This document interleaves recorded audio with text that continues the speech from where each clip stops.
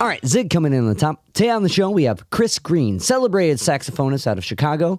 Chris is the leader of his band, the Chris Greene Quartet, but also a renowned gun for hire who has played with artists such as The Temptations, Common, Liquid Soul, and Andrew Bird. Chris has also collaborated with some artists you may recognize from the show, such as Steve Dawson, Nora O'Connor, and The Handcuffs, all of which are on the same label, Pravda, and now Chris is as well. Chris has a new album out called Conversance. It's available on all streaming platforms. We're going to listen to a track, but before we get to our listening, Chris has a couple album release shows planned. The first one being October 20th at the Epiphany of the Arts Center in Chicago. That's a Sunday. And the second one is November 7th.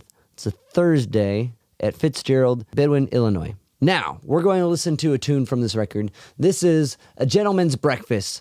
Chris Greene Quartet, A Gentleman's Breakfast. Chris Greene and his quartet. Conversance is the album. It's available now on all stream platforms. Check it out. I had a lovely conversation with Chris. I'm excited to share it with you. If you guys hear anything you like, if you can like, rate, review, subscribe to any of the podcasts on the podcast platforms, it helps me keep talking to cool guests like Chris and sharing their insights with you. So now, without further ado, this is my conversation with the great Chris Greene. First, I wanted to dive into. Can you tell me about your early experiences with the Coltrane album Ohm? Oh, you did your due diligence. So I can say that I'm unapologetically a Generation Xer. So pretty much growing up, I had little to no use for anything jazz related. I kind of sort of knew what it was, but I pretty much was the R&B pop and hip hop of the time. So, and the one time that my parents pretty much had a fantastic record collection, primarily of like Motown and soul and disco and funk and stuff, and maybe a smattering of jazz albums, maybe like some soul jazz stuff, maybe like Dave Brubeck, Time Out, or some Blue Note, Lou Donaldson albums from like the late 60s or whatever. But the one Coltrane album they had was Ohm. And I distinctly remember, so I don't have a whole lot of people, there weren't a whole lot of, no one in my family was a musician, but my aunt's ex-husband was a jazz guitarist. And so I think one day he comes over when I was a kid and he kind of pilfers through our records. He's kind of seeing what we had, and he throws on Ohm. And I remember thinking, wow, this, as a kid, I'm thinking, wow, this is terrible. This is really, really, really, really awful. And then I think I remember, flash forward a little bit later, I'm not super serious about playing, but I'm starting to see it. I'm playing my sophomore year. My band director at the time was kind of like, you've got so much potential, blah, blah, blah. You really need to listen to these blah, blah, blah, these people. And he starts to rattle off some names, and he mentions John Coltrane. And I'm like, oh, well, I've got a Coltrane album. He's like, I've got this album called Ohm. I'm going to put that on, and, maybe he'll get off my back. And I put it on, and I'm just like, yep, it was just as shitty as I remember. It was just this. Yep. I was like, this is an awful, awful album. And then basically he was like, no, you need to listen to this Coltrane album. And then, it was my favorite things. And then it was like, oh, okay, night and day. Like, okay, clearly this Coltrane guy went crazy when he made this Ohm album. But this My Favorite Things album and Blue Train and Crescent and what else? I Love Supreme are all, wonderful albums. And even to this day, like, I've really, really grown to appreciate the kind of the later Coltrane period. The more avant-garde experimental stuff like Interstellar Space and Stellar Regions and Transition and Ascension and all that stuff. The all great stuff. Ohm is just, it is and will always be a terrible, terrible album. But everything else 99% of everything Coltrane's done, I'm completely on board with. That's just the one album I'm like, holy shit, this is a bad album. So. But that's like, it's kind of amazing, like for a record that's almost haunted you with its like distaste, is keeps coming in. It had to be like at that point when you put on like My Favorite Things or like Blue Train, because Blue Train was the first Coltrane record I heard. So I started, I guess, at the more accessible Coltrane. So the later stuff to me was like, oh, this is, you're following the lineage of like the insanity. Right. When you start from there, you're like, oh, this is sick. But if you start from that and try to like, I could totally see why you'd be like, why do people like this guy? Like, yeah. But you know what's funny? It's funny. It's like, I think it just kind of depends on it. Like you said, it kind of depends on where you come in. Like, I'm trying to think, like maybe I'm just thinking off the top of my head, but like, when Coltrane becomes Coltrane, like leaves Miles Davis band and becomes his own man. I mean, and he starts making these incredible records.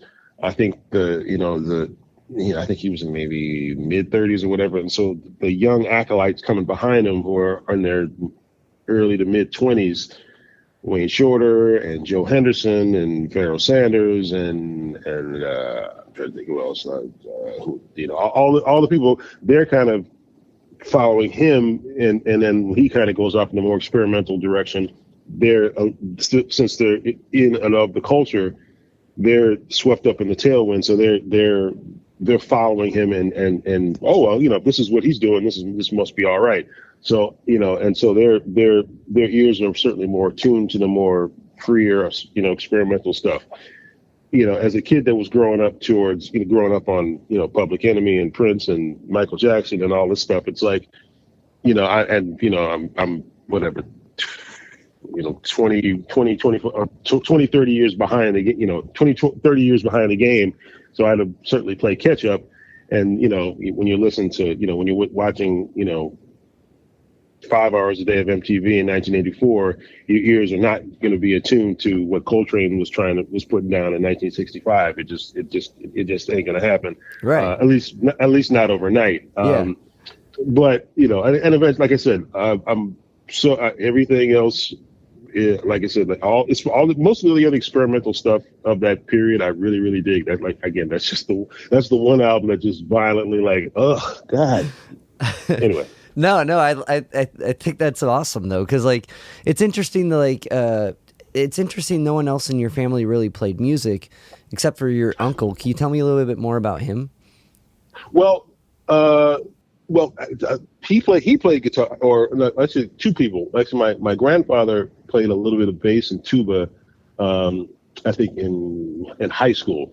Like I said, my aunt's ex-husband.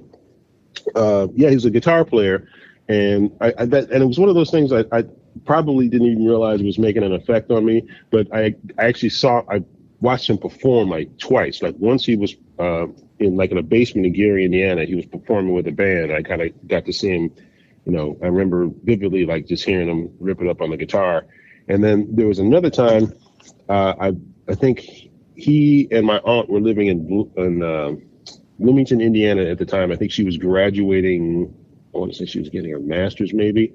And the song "Street Life" by the Crusaders was huge. Huge at the time. And one of the most amazing things I could even fathom this, but I think he was practicing, and he puts on "Street Life" by the Crusaders and starts playing along. He starts playing the melody and then starts improvising along with it. And I just thought it was the coolest thing that somebody could do that. And again, I really didn't know what jazz was. I didn't really know the word jazz I didn't mean anything to me at the time. But just seeing a guy just completely like just go off and just play with just off the top of his head, just kind of wow, that's really cool that he can do that. And so it was, and I think they eventually got divorced. I didn't see him again, but just that kind of talent, like right off the bat. I mean, I didn't even start playing music until maybe like 3 or 4 years later after I saw him do that. But I just thought that was a really, really cool thing to be able to do at the time. Well, and I also think that's a really like important thing to like kind of like or impactful thing. I don't know about important, but impactful thing to see that someone can take this thing and do their own thing with it. Like, Right. you know what I mean? And like, cause that song, like, Street Life is such a jazzy, like, tune. Like, it's fun, but it also fits in very commercially, you know? And like, but the changes are all right there. And it's kind of like the perfect medium of like, if you're not into it, you don't have to be. And like, to see that someone can kind of just ebb and flow with what their whim over it, that's pretty impactful. Like, so what got I don't know if you started with sax, but what got music to be your mode of expression? Was it through school? Yeah. When I started playing sax when I was 10, and I think I did all the took lessons and did all the concert band stuff, and eventually I joined what was called the middle school jazz band, which we called stage band, and then got to the high school and played in jazz band. And again, it was. This is not to say that I thoroughly being in jazz band was one of my all-time favorite things. But I just I as far as like my listening habits my recreational music listening habits, jazz was very very low on the totem pole. But being in jazz band was just an exhilarating experience. It was always fun. On a purely selfish level, like whatever we would play. I would love to play concerts for the student body. Like, we'd have those afternoon concerts for our other students, and they were cool for a couple of reasons. First of all, people saw us on stage, and so we were like rock stars for the day. So that was pretty cool. Yeah. But also on a purely selfish level, like, because we would be giving these concerts all day, we basically got out of school all day. So we just hang out in the band room and just act stupid and be goofy. But eventually it was just like, so a couple things happened. So my band director, the one that was like, you need to check out Coltrane, you need to check out you need to check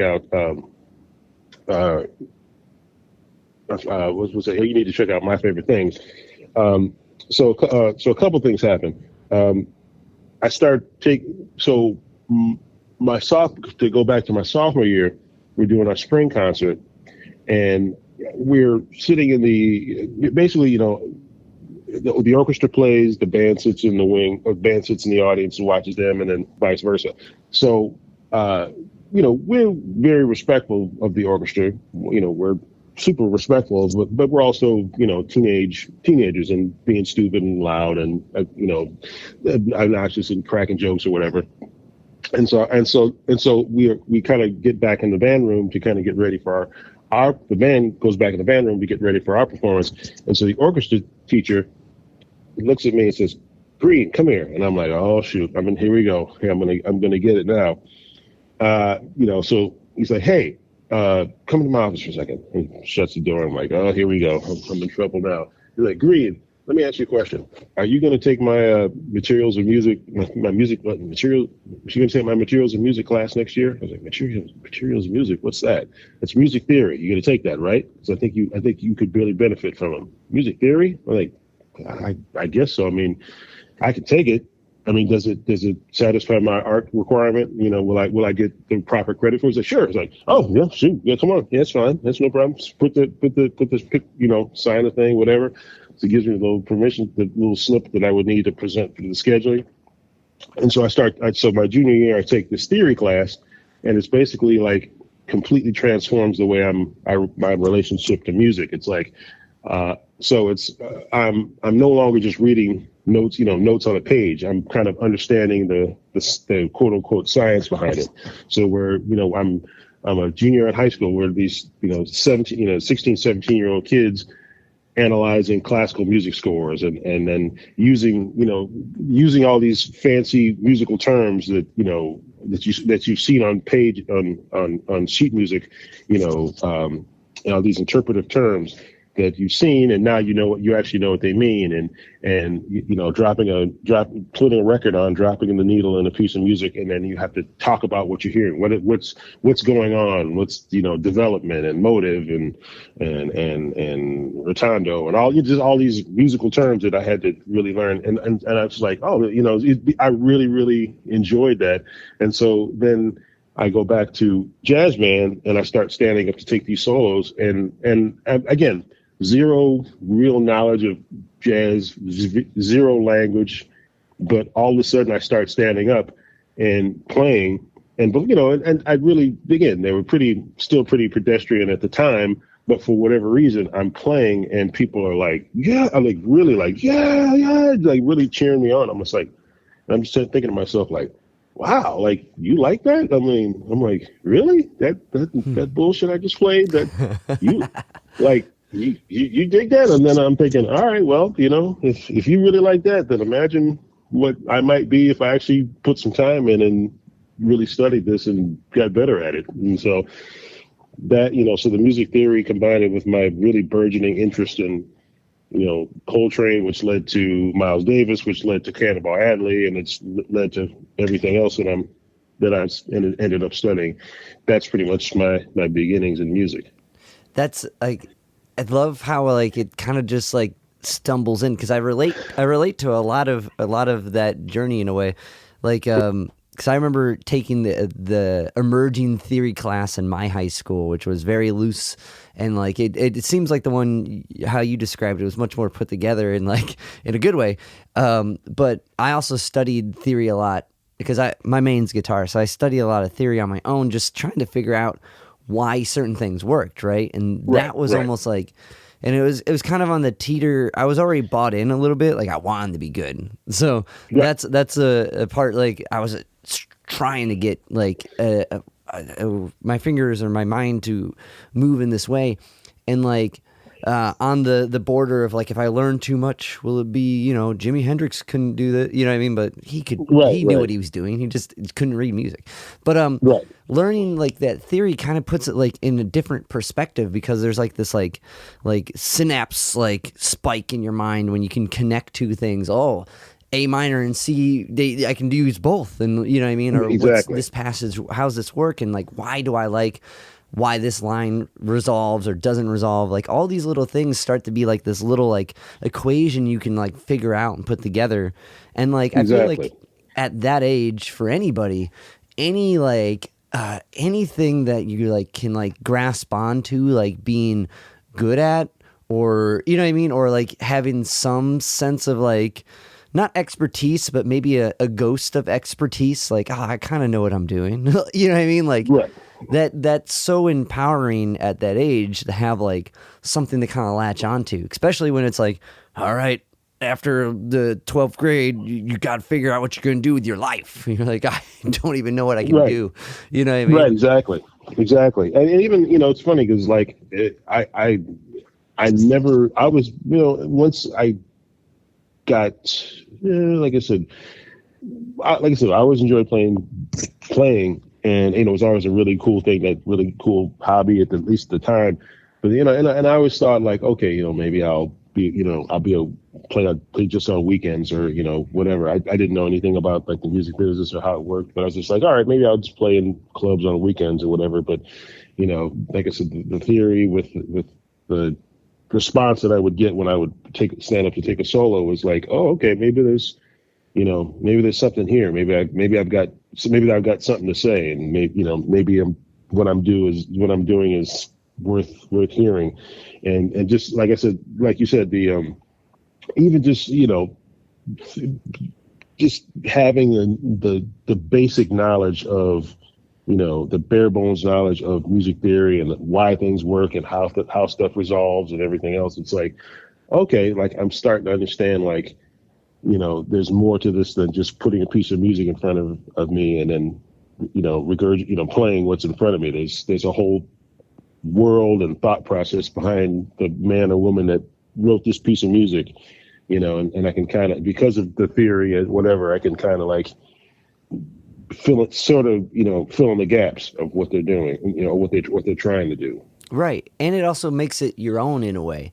Like Yeah, I just listening to what you're saying, like I'm thinking like at that time you are just kind of plopped down with these dots on some lines and like aside from like seeing this on your music teacher's tie or like your aunt or your grandma who played like clarinets like dish towels like you know what I mean or whatever little right, music things you just see around the ether and it's just like it doesn't make is you like you're just regurgitating what's there and which right, is rewarding in itself if you can do it but right, personally I was never someone who could do it good right, right. and like so that I think that is a really like alluring part is kind of knowing how the mechanics work with it so out of like leaving the high school like experience because the academic music world is way different than the gigging music world and like the get in a van and let's be a band music world but you go Absolutely. and you study with David Baker Yeah. and so what I guess as far as that next step up from that from what I understand he really like helped you hone in like how to like be disciplined and like Yes. which is something I've admired people who are disciplined my whole life to try to Yeah. glean some sense of it. You know what I'm Yeah. saying? Yeah. It's a well, yes, it's a lifelong thing. Let's just say that, especially when life and marriage and kids come in, it's all budgeting your time and all that stuff. So yeah, I get that. So can you kind of describe to me some of those like early lessons of like what he taught you and how you applied that, and if like you still utilize those today? Yeah. Well, okay. So there's two crucial people at this point when I get to college. David Baker, who basically is there's one of the pillars of modern jazz education. Like as far as like taking this vast world of jazz improvisation and jazz history and basically kind of distilling it to distilling it to a format where like everybody can at least get on the page of putting together a passable improvised solo. And so this was perfect for me because again I'm relatively late getting to the really like nuts and bolts of jazz improvisation. Like I had gotten serious about being a musician through Coltrane, but I had no real idea how to approach that language or how to learn how to play that language until I got to I listen. You can listen to all the stuff in the world, and it definitely has an effect on you and it heightens your awareness. But if you don't really have the knowledge of how to break these things down and really get under the hood of of learning this stuff, you're not going to get very far. And so that's what David Baker was like. He devised this really brilliant system of like how to really get under the hood and how to listen for things and how to listen for chord changes, how to practice chord changes, and how to navigate them and chords how certain chords and certain scales correspond to certain chords and vice versa and just so it was so he can basically devise this system and again this is perfect for me who I guess I'm coming from high school and I'm hot shit coming from high school but I get around these just incredible badasses where some of these kids have been going to jazz camp or music camp like every summer since they were like 6 and I'm like I'm just now getting serious about it so and I'm just so it's a little daunting walking around the practice room and just hearing these people rip through Charlie Parker stuff and I know who Charlie Parker is and I know he's one of the greatest musicians of all time at 18 when I'm walking around a college campus but I have no clue of how to like learn how to really learn that stuff. And so basically like his system really just I got because of him I was able to get a start on like how to approach transcribing solos and how to work on learning songs and learning the most important songs that will be called at a jam session and how to put together a passable jazz how to put together a passable arrangement for a jazz band, like how to arrange for a big band, how to arrange for a small combo, so things like that. The other person that was incredibly influential and important is my saxophone professor, Tom Walsh, who also studied with David Baker, who he was my saxophone teacher. So basically, David Baker was the guy that led, the jazz improv class and jazz history and jazz arranging. And then I would take all that stuff to my lesson, and Tom Walsh would basically distill, okay, this is how you learn, he would kind of, David Baker would kind of give me the macro, and Thomas Walsh would give you the micro. Like we would, we get the magnifying glass. Okay, work on this scale, for over the summer, work on these things, work on your sound, work on projecting your sound, work on work on this pattern, work on your time. He was really on me to get my time, because he'd be like, man, you have some great ideas and you have a great flow, but your time is really wonky, or it's very inconsistent. So I need you to spend a month doing this or doing that to really improve these things. And so it was just both of them separately and together were just incredibly influential on how I practiced and how I approach things. Even to this day, it's like if there's a musical problem, if there's a musical problem that I'm, or something that I'm frustrated with, it's just like, okay, I go back, I'll go back to the methodology that I learned from those guys. It's like, how did I approach these problems, and how do I break these things down, and how do I get to the root of what's frustrating me musically? And then I figure that out. Once I figure that out, then I can figure the rest of this stuff out, and it usually works itself out with those things that I learned in college. So is it like a passage per se, like examining, like if you're trying to transcribe something? Mm-hmm. Right. Is that kind of like, I guess, a musical problem that you would kind of encounter? Because if I relate to what I think that would be for myself, would be like trying to take like a vague idea of someone's playing that I'm inspired by, and learn how to do that on my own end. Right. Like, how does like these who's the guy I was listening to? How does what's his name? Larry Coryell. He's a jazz guitarist dude. How he does these crazy diminished runs, right? And like, how can I utilize that, right? So is your kind of like approach like looking at what, like transcribing a piece, analyzing that bit, seeing like the chords that, like, can you kind of walk me through a little bit of like how you would like address like a musical issue? Okay. Here's perfect example. Like even just like transcribing a solo, like I rarely, if ever, like when I'm learning a solo, I never like say write the solo out. I'm always doing it orally, orally. So like a couple things, like I'm trying to sound as much like whoever it is I'm transcribing. Like I'm trying to not just capture the notes, but I'm really trying to capture the sound, trying to sound like this person as much as possible, because then it becomes a part of me. So I'm working on the notes, but and that's important too. I'm trying to work on the sound. Like I'm really trying to get their sound. Like if I'm working on a Wayne Shorter solo, I'm trying to get his unusual phrasing, his unusual behind the beat phrasing.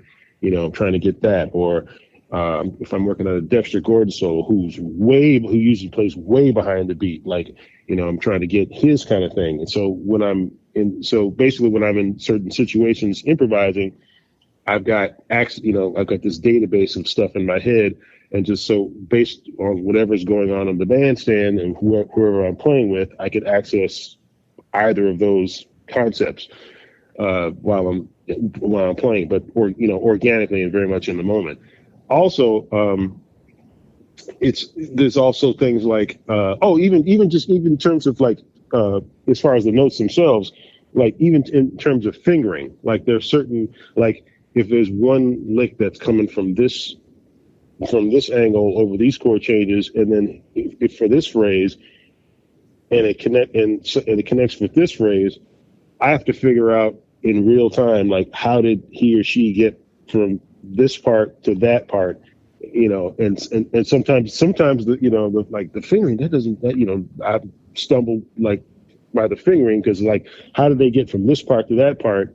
And then I basically have to like, okay, what fingering were they using? Like, were they using false fingering? Were they using like an alternate fingering to get to this point, or were they using standard saxophone fingering? Well, no, they're not using standard saxophone fingering, because this from this part to that part doesn't make sense. Then I have to kind of like, okay, what were they doing? And so, obviously I wasn't there at the recording session, so I have to kind of like think about how they got from this part to that part, and still get those, and still try to access or still try to evoke that sound, the overall sound and tone and feel that they have. So just things like that where and the end goal of that, of course, is like, you end up being yourself. Of course, I end up being. There's no, at the end of the day, when I stand up to play, I will sound like Chris Greene. However, Chris Greene should sound like he's listened to Charlie Parker and Sonny Rollins and Steve Coleman and Maceo Parker and all these wonderful men and women that have come before me to make this music. I should sound like I know this stuff when I play with people, because that's the connection that we have with other musicians. Like, that's how we make our spontaneous shared history of this stuff. That's how it works. At least that's how but I think that's, I should Chris Greene, when he gets up to play, needs to sound like he knows, he's intimately aware of all these great musicians and all these great history and all these great songs and all these great styles, because that's what's going to make me hopefully a better musician.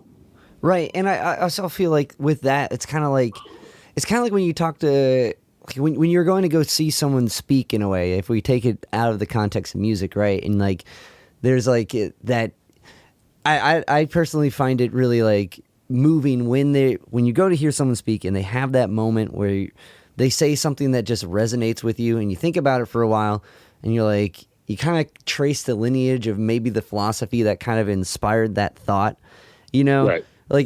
Or just talking with someone who's well read, and when you can follow the conversation, and you kind of like, I'm in on this. I know what I'm talking. What I mean? I know they know what they're talking about, and I feel like I'm learning from them.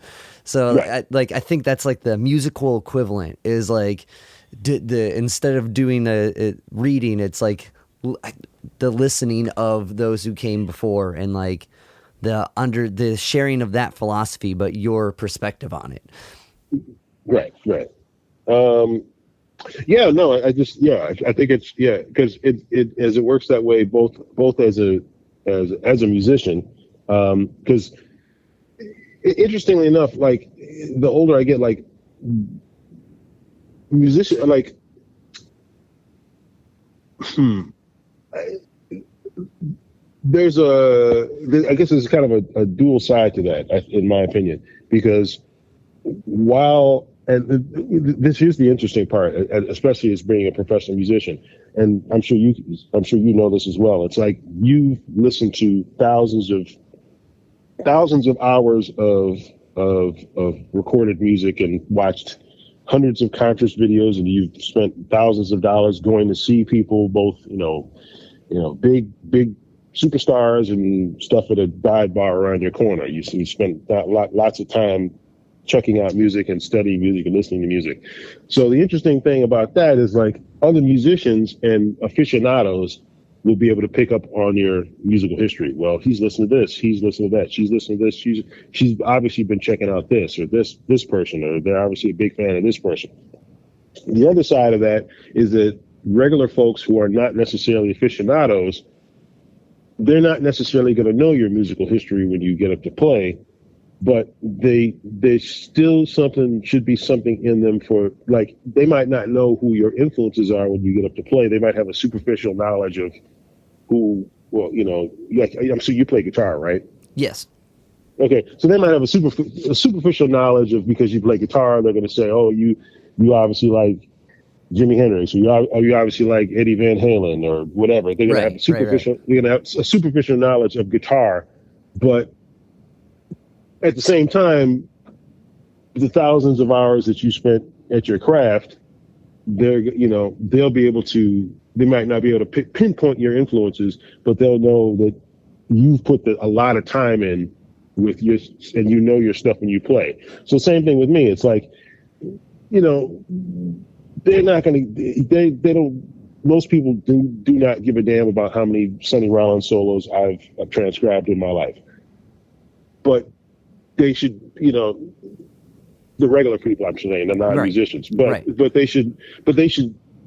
but they'll be able to get the information whether or not they realize it. And like even my wife, who knew very little about jazz before I came along, like one day she shocked the hell out of me when I was riding around in the car and I'm playing some Sonny Rollins on my phone and through the stereo, and I didn't even tell her who it was. And she looks at me, she goes, "Hey, is this Sonny Rollins?" I'm like, "Yeah." I'm like, "Yeah, that is Sonny Rollins. How did you know?" And she's like, "Oh, I know you listen to him a lot." And she's like, "It sounds like him. It sounds like Sonny Rollins. And I've heard you do the things that he's doing. I heard you do that stuff when you play." And I'm like, "Holy shit!" Yeah.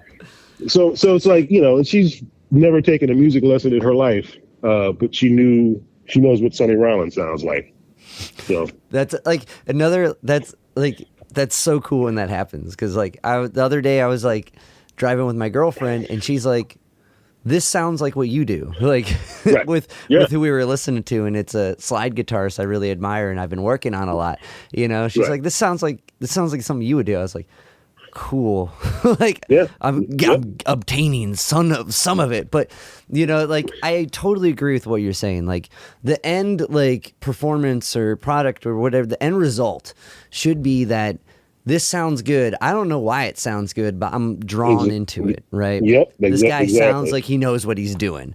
And like for those who do know what you're doing, they're like, "Oh, okay, I see where that comes from." Yeah. One other question I had about Dave Baker, is that the whole Indiana bebop approach to improv, which is it's a little exercise, the Indiana bebop thing. Do you know what I'm talking about?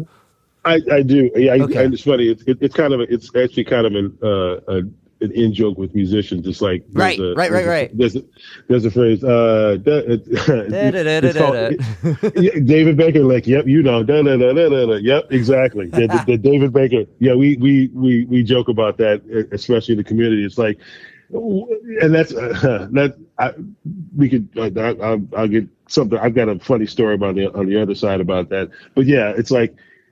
It's very much a building block, and it's one of those funny things. It's like you can actually there's a point, going back to Sonny Rollins. There's a point at the end of a solo that he does on it's a song called Solitude on his Way Out West record. Mm-hmm. He ends his solo with the da da da da da da. He ends his solo with that phrase. Yeah. Now, clearly, this is 15, 20 years before David Baker institutes his, becomes like the heads up the jazz department, he heads up the jazz department at Indiana University. So he's not. I highly doubt that Sonny Rollins was, when he was recording that album, was like, "I'm going to throw a Baker lick at the end of that," but.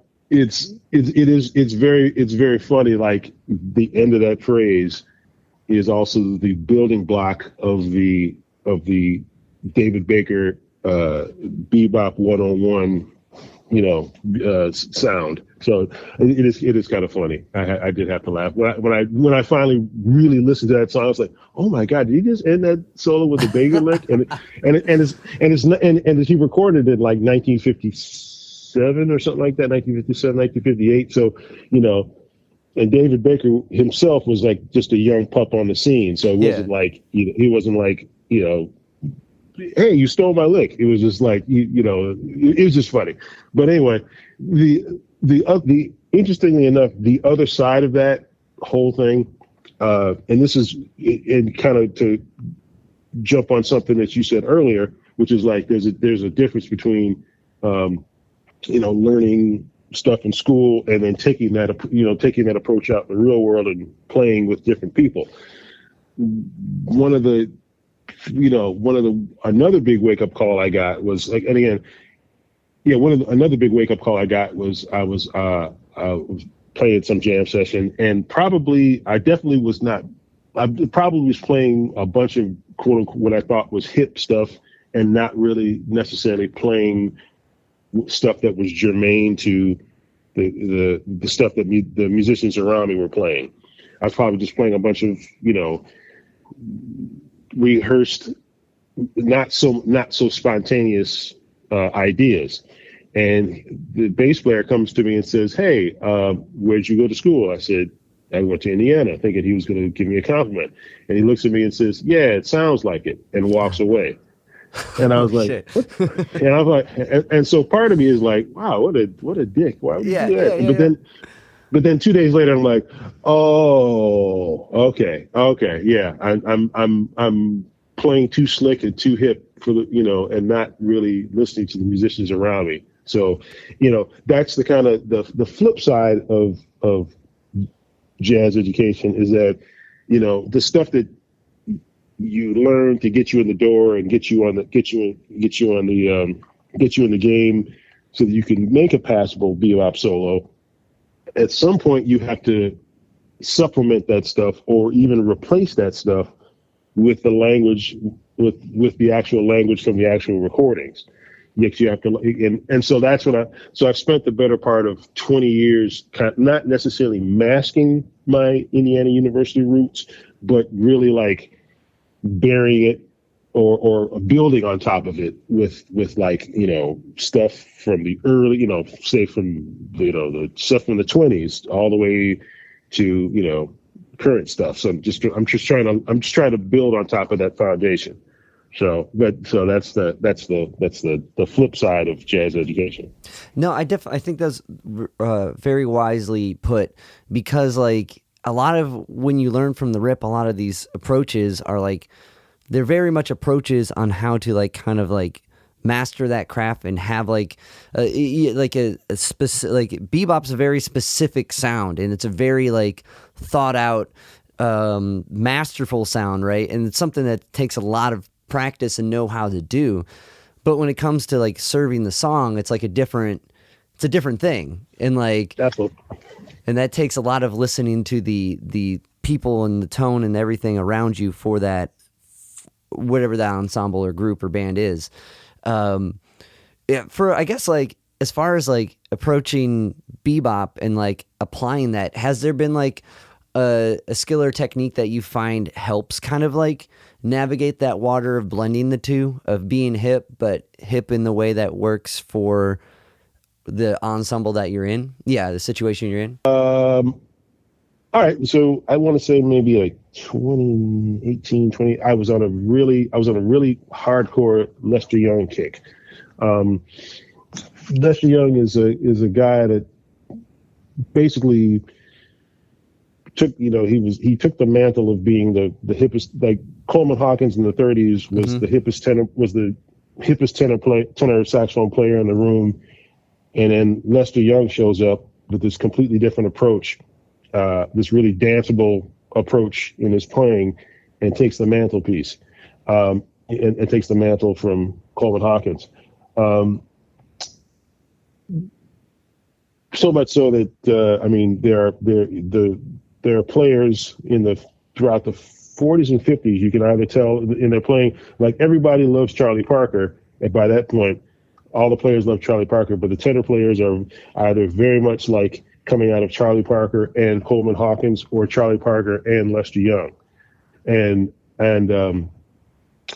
then when you get to people like Dexter Gordon and Coltrane and Sonny Rollins, they're like, why can't we have both? Why can't we listen to both?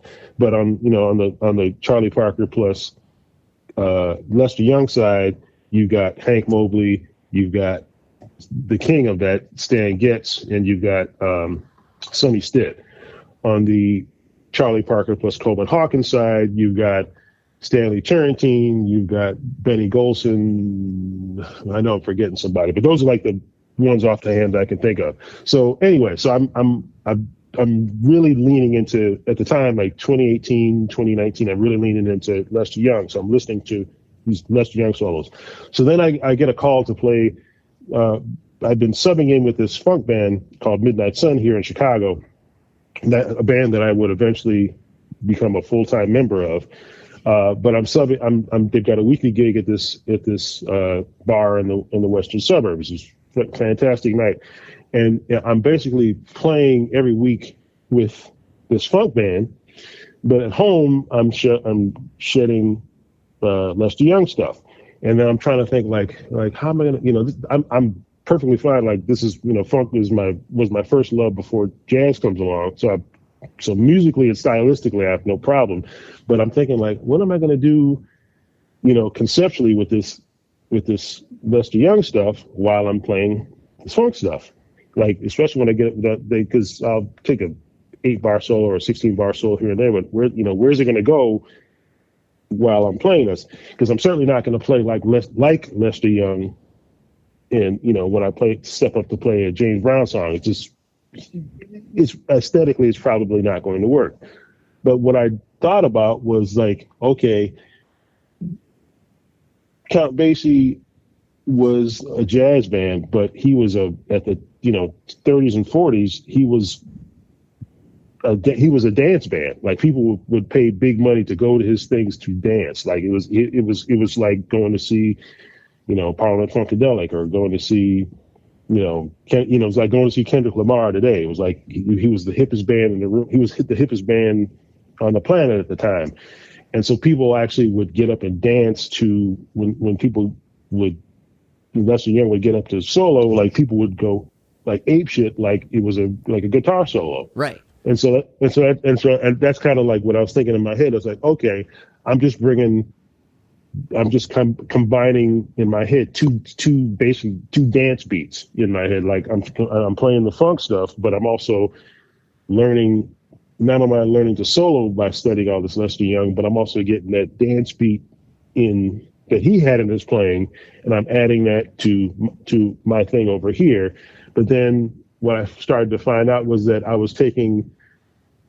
because I was spending time with this magnificent funk cover band, I was taking some of that aggression and some of that funky attitude, and I was bringing that over to my thing musically as well. I was bringing that over to my jazz band. So I ended with the best of both worlds, in many respects. So that's kind of like where I'm able to kind of like combine the stuff, the ways I learned how to approach transcribing, but also leaving the intellectual part of trying to figure this stuff out in my practice room, but leaving room for the other stuff, the other funky esoteric stuff to get into my playing. No, I think that's a really like clear, like, cut approach to it. I think that makes a lot of sense. And it's interesting too, because like with Lester Young, like, are you playing sideways? No. Like, but his kind of lyricism, exactly. And like applying it to something that's so kind of like with funk, you got that pocket, you know what I mean? With his like kind of lyrical that's really cool, man. One thing I wanted to ask on this, because we haven't asked you about the new record at all yet that you have that just came out. Can you tell me about The Emperor Strikes Back? Oh, the Emperor Strikes Back. So that is a song that I wrote with my son, actually. So he's 13 now. So basically, he's a really, really talented. He's one of these guys. He's really good at a lot of things. And his heart right now is he's got a YouTube channel. His heart is awesome. His heart is with that. But he's also really talented piano player and a really, really talented percussionist. He's really good. And I'm not necessarily trying to push him in that direction. I'm just like, I'm just going to bombard him with good music and in whatever instrument he wants until he figures it out. But until that meantime, I'm just gonna, whatever. I'm not gonna push him either way. But every once in he's actually really talented on the piano, and one day he's playing a little melody on the piano, and it's a cool little melody that he comes up with. I'm like, oh, that's really cool. So every time I would be working stuff on the piano and he would walk by, I would play that melody back at him and say, hey, Alex, check out this song I wrote. I would play his melody that he wrote. Like, I'm going to take this melody, I'm going to write a song, and I'm going to make a bunch of money, and I'm not going to give you any of it. I'm stealing your song. Oh, shut up! You better not. I was like, nope. I'm taking this. I'm like, if you don't want it, I'm taking this song, and I'm going to make a bunch of money. I'm not going to give you anything. And oh, shut up, man. So one day, like, I'm fooling around with the song, and then all of a sudden the creative gods show up, and like, here's a chord progression that goes with that, and here's a bridge, and all right. And then next thing I know, I'm like, oh, okay, got a song here. And then I kind of played for him, and I was like, he was like, hey, that's pretty cool. I was like, yeah, you know what, I did take your melody, so I'm going to properly give you credit. So I basically called the people at ASCAP, set them up a publishing company. So not only is he the co-writer on the song, but he's actually now a member of ASCAP. That's awesome. So how many 13-year-olds that I just told him, like, how many 13-year-olds that or how many of your friends that you go to school with can say that they are members of ASCAP and have a song on an album that is on a label that's the longest running independent label in Chicago. Not many 13-year-olds that I can think of. So that's awesome. And being 13, I'm sure he was like, cool. Exactly. He's like, oh, thanks, Dad. I said, yeah, thanks, Dad. Anyway, we have to go to school now. It's like, okay, you don't get it now, but one day, several years from now, when I'm dead and gone, you'll be like, oh, this is kind of cool. Like, yeah, see? I'd say before that, that's going to be a bragging a bragging notion for him sooner than later.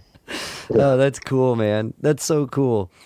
And yeah, it's really interesting. So how did, speaking of the label, how did this whole, was it like through playing with other members? Like, cause I know you play with Steve Dawson. Yes, yep. Was it kind of through working with other musicians? Yeah, it's kind of like that, I guess. So I actually a few things happened. I've done several gigs with Steve Dawson, both on his with his band or with other kind of collective musicians. He does a gazillion things like we all do, but one of the things he does is he teaches at the Old Town School of Folk Music in Chicago. Right. And so there, every once in a while, a group of musicians who teach at that school, like, will form different bands and have different tribute nights or whatever. And so somehow I fell into that crew of people that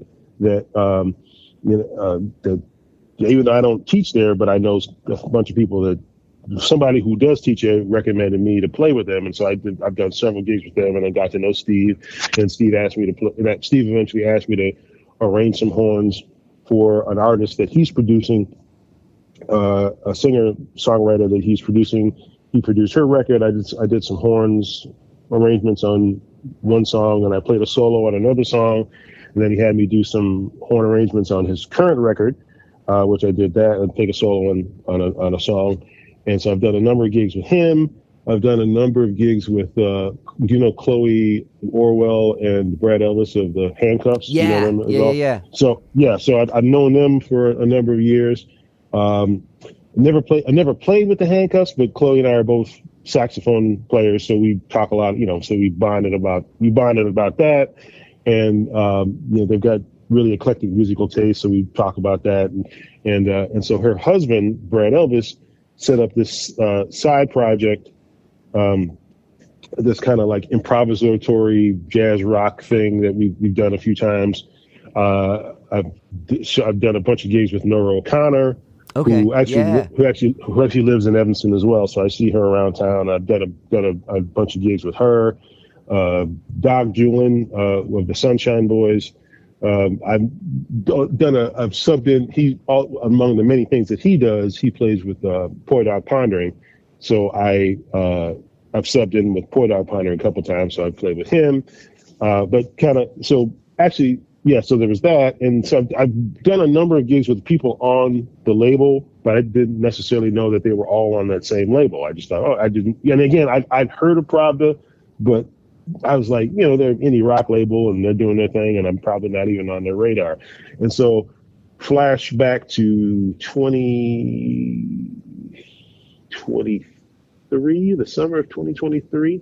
I think. Oh, and one more thing. So Melissa Thornley, Ken Goodman's partner and marketing director for the label, is good friends with a friend of mine who would host these backyard concert parties, like during COVID and the year after. She'd host these backyard parties, and so my friend Carrie, who's hosting the party, is sitting right up front, and sitting right next to her is Melissa Thornley, the marketing director for Pravda, my quartet is playing the party, and she's sitting there with her mouth open, just like, oh my God, these guys are awesome, blah, blah, blah, and asked, what's your name, and blah, blah, blah. So I guess she went and told Ken as well. So flash forward to summer of 2023, I'm doing this outdoor gig with Chloe Orwell and Brad of the Handcuffs. It's the side project improvisatory rock jazz thing. So we're playing, and I'm getting off the stage, getting ready to get a beer, and this guy named Ken Goodman walks up to me and says, hey, I really liked what you did. I was like, really great playing. And I didn't know who he was, so I shook his hand. I was like, hey, man, nice to meet you. And I was like, hey, thank you very much. I'm gonna go get a beer. Excuse me. And so Chloe comes up to me and is like, hey, did you talk to my friend Ken? I was like, yeah, he seems like a nice guy. He's like, did you get to know him? I was like, no, I shook his hand. I was going to go get this beer. He's like, I think you need to go back and talk to him. I was like, well, why? What's up? He was like, you need to go back and talk to him. I was like, why? Well, I'm on this label Pravda, and he owns the label, and he's interested in you. So you need to get your ass over there and talk to him right now. I was like, wait, what? He wants to work with me? He's like, I think so. Go get your ass over there right now and talk to him. So I was like, hey, Ken, how you doing? Ken, remember me, the guy that blew you off about 5 minutes ago? Hey, how you doing?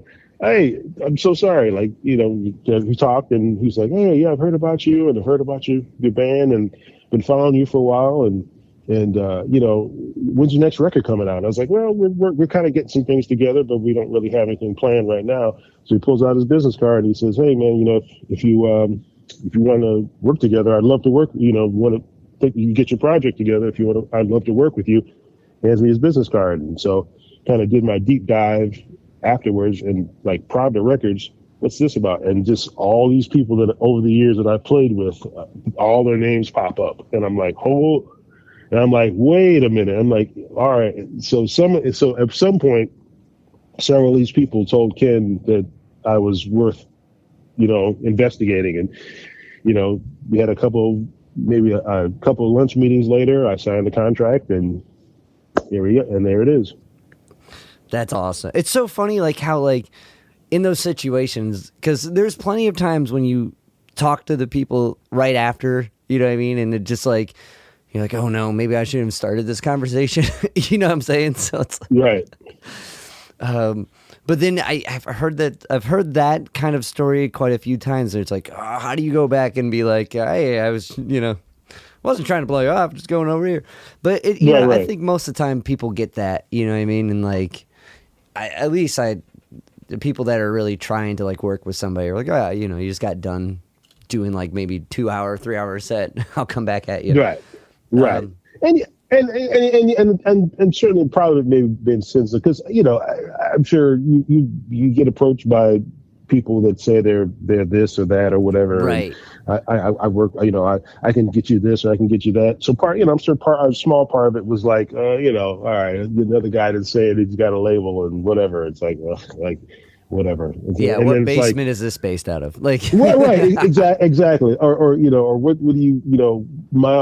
My thing has always been like, with label situations, it's like, okay, I've been doing the independent thing for since like 1994. If you're going to work with me or work for me, you got to be able to do some stuff that I can't be able to do, and and a lot of times it would be a situation where it's just like, well, you say you're gonna do this, but I can do this better than you. I've been doing this for a while. I've gotten myself this far without needing this or whatever. Right. But this is a situation where not only have they been in business for 40 years, they've built up a fantastic name. They're known for putting out great music. Quite frankly, there are no punks on the Pravda label. Steve Dawson is not a punk. Far from. Nora O'Connor is not a punk. The Handcuffs are not punks. Like there are no punks on the Pravda label. So the fact that like they were even looking my way was like flattering. And also, and like I said, they've got a network and a reach far beyond like the typical jazz reach. Like they've built a network and a clientele of people that like music, and those are exactly the people that I want to play for. And so it just seemed like a real natural fit. Once I got to know him and got to know Melissa, and once I just kind of talked with everybody that I knew that was on the label, I was just like, hey, Steve, what do you think of Ken? Oh, he's awesome. Hey, Chloe. Hey, Brad, what do you think of Ken? Oh, he's awesome. Hey, Nora, what do you think of Ken? Oh, he's awesome. It's just like, it just seemed like a real natural fit. Right. Well, and how that's so much more reassuring when the people you play with and like trust also share that with this person. You know what I mean? Because like when you're signing something, like this is the start. I've read every rock star bio. This is where it goes wrong. Like, So to hear that all around, that's awesome. And I'm super stoked for you to like put in all this work and now get signed with the people you're playing with. That's awesome, man. This new record is really, really good too. Like, when I get like stuff from Howard to dive into, I don't read anything and I just listen to it and I was like, oh shit, we're getting into it. This is like straight up like a jazz record. This is awesome. Like I haven't got anything like this in a long time. So this is really sick. Thank you. Well, yeah, man. Well, thank you so much for taking time to chat with me. I think I have one more question. Sure. You played with the Temptations? Yes. How'd that come about, man? That sounds sick. That was actually pretty cool. I've actually done a couple of gigs with them. All right. It's kind of cool. Well, so oftentimes like these legacy acts like the Temptations one of these legacy acts. I'm trying to think. What was another? I've done another one. I can't remember which one. But yeah, like these legacy acts will tour around. Say with like the rhythm sector, they have a musical director and the legacy act themselves, and then the rhythm section will kind of all travel together as a package, and then they'll just kind of pick up like horn players or string players in each city or each region or whatever. And so I got to do a few gigs with them, and it was really cool actually for a number of reasons. For one thing, it was really cool to see like these guys that have obviously weathered the ups and downs in the music business, but they still they got to be in their 70s, near 80s now, but they're at least when I was playing with them, they weren't phoning it in. They were still like doing all the smooth choreography and they've got like several decades worth of hits, so they had to like do these medleys, these truncated versions of songs, but they managed to hit all the important landmarks here and there. And it was just really cool to see that, and just kind of an inspiration to see like somebody, even after all this time, still dedicated to making, still getting to making sure the audience had a good time, and still reaching their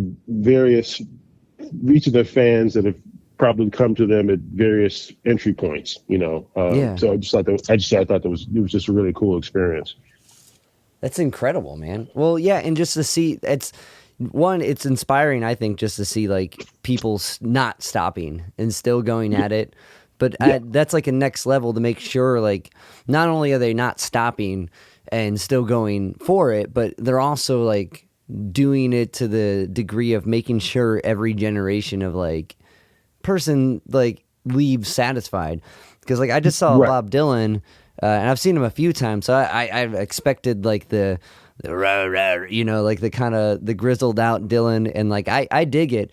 But a lot of my friends that also went to that show were like, what happened? They're like, I don't know. So you got someone who is admirable because they're still doing it and like doing their own thing to it. But Bob Dylan don't care about what people leave thinking, you know? So that's super inspiring to see it on the other end too. Like, that's awesome, man. Well, Chris, I really appreciate your time. I really appreciate your wisdom of diving into your process. And I think this record's incredible. And I'm excited that you got on this rad label. And is there anything else that's following this? Are you touring a bit? Are you playing more gigs or just around Chicago? Is there another record coming out in the works? What are we looking at? Well, we're always, as a band, we're always writing stuff and adding stuff. So probably sooner than later. I mean, what's cool about our last two records were live records. So and we knew that the next record was going to be a studio record. It just all kind of happened serendipitously, where we were going to do a studio record, but it ended up being with Pravda, and just having such a legendary label with such a great reputation. Our signal will hopefully be amplified. That we were already planning on doing some touring anyway, or hopefully regional touring, and hopefully some stuff on both coasts. But hopefully, just by this association, will make the getting in certain doors a lot even easier. So that'll be nice.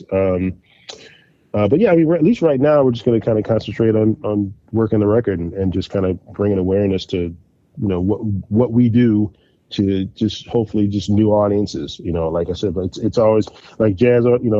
Jazz audiences are great, but we're trying to get to those people that don't think that they like jazz, or even just people that just don't have, they've got it in their mind that jazz is their grandfather, like I thought, like I said before, like I thought it was like my grandfather's music and old people's music, and I want to give them, just as raucous a show as any indie rock band, and so I just want to bring what we do to the people, and hopefully they'll come along for the ride. Excellent, man. Yeah, I definitely think witnessing jazz or any music genre, that be that, like, when you see someone play it and you see someone get into it, you can't help but be captivated by that. And like, it doesn't matter. Some ages I think do matter. So attention span's a thing. But like, for like anyone who witnesses anything, I think like you're way more able to get bought into it rather than the recording. So I'm excited, man. That's awesome. Well, Chris, thank you so much for chatting with me. Thank you.